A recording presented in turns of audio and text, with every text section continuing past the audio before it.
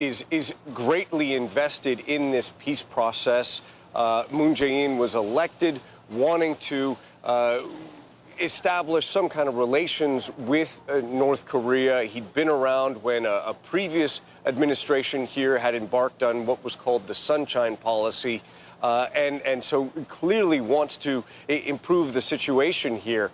That said, there are circles here in South Korea that are much more skeptical, and they include some of the tens of thousands of North Korean defectors who have fled to South Korea, some of them very active in efforts to try to help their countrymen back in North Korea, and are willing to circumvent restrictions by the North Korean government, trying to get aid to their countrymen in the North, even if that requires smuggling.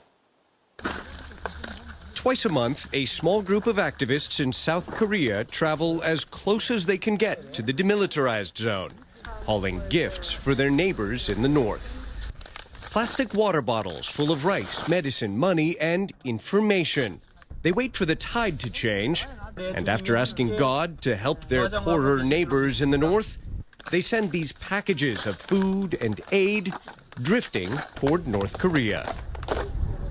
As you can see, this is a totally improvised smuggling operation, and these activists insist that these drifting care packages can do far more to bring down the North Korean regime than any military operation.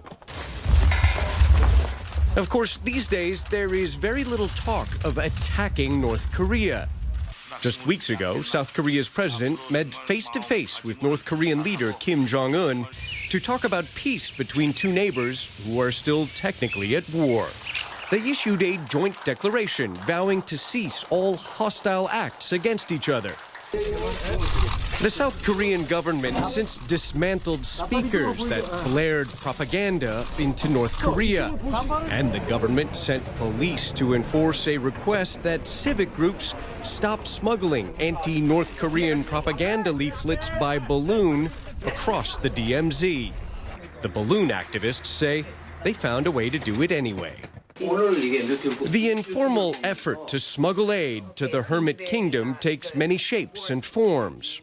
U.S. missionary Tim Peters helped smuggle small packets of seeds for vegetables to a country where the United Nations says hundreds of thousands of children suffer from malnutrition. Seeds actually is an extremely efficient and economic but very harmless way of sending food aid in.